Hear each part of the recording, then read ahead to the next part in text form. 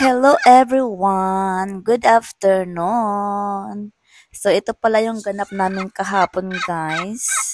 So, dahil wala kaming magawa ni Mikey, so andito kami, guys. Nag-drive kami sa back road. So kung naririnig nyo, guys, si Mikey yung tumatawag ng wild turkey dahil ngayon is hunting season ng turkey. So, nag-i-spot siya, guys, kung saan yung may turkey dahil mag-hunting daw siya. So, yun, guys, continue kami driving. Sa nakikita niyan, daming kakahuyan, no? At makikita mo talaga yung ground dahil walang mga damo. Tapos, ito yung daan na curvy. Nakakatakot mag-drive dito, guys, pag snow. Dahil masyado siyang curve at pababa yung kalsada niya. So, imagine kung may nakatira dito, nakakatakot mag-drive. And then, meron kaming nakitang, hindi ko alam kung anong tawag nito, guys. Para siyang tubig siya na galing sa bukid. Ano bang tawag dyan?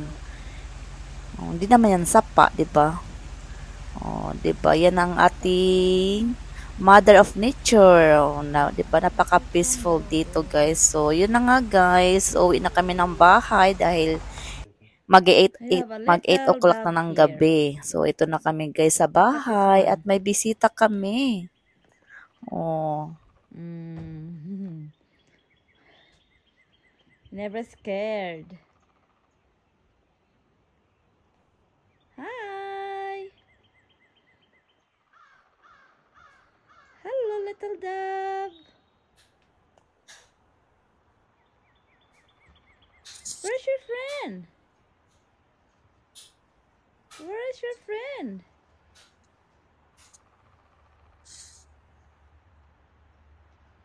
Are you enjoying there, huh? A little dog? You're not scared, huh? You're not scared? Are you full now? You full, don't you? Okay, bye. Stay there.